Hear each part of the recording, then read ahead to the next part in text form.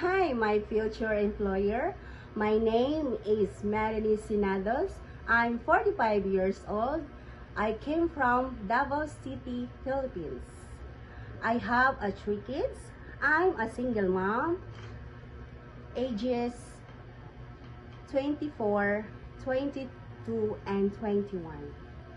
I have experienced three different countries.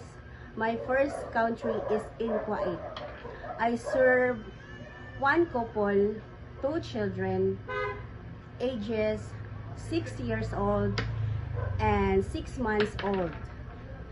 My duties is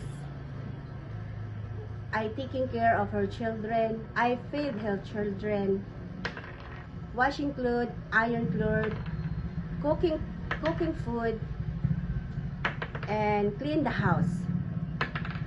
My second country is in Hong Kong. I have a 5 employer. I serve my first employer. I taking care in Hong Kong, Mongkok. I serve 2 elderly, 94 and 60 plus years old her son.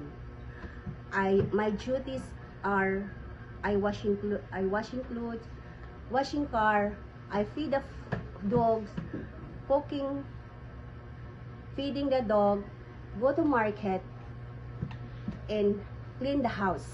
And I give the medicine of my employer's father. My second employer in Hong Kong, Mongkok. I serve one couple, 2 teenagers. The ages 60 plus years old, and her son and daughter is 28 and 25 years old. My duties are I wash the clothes, go to market, cooking, I clean the house, iron clothes, and feed the dogs.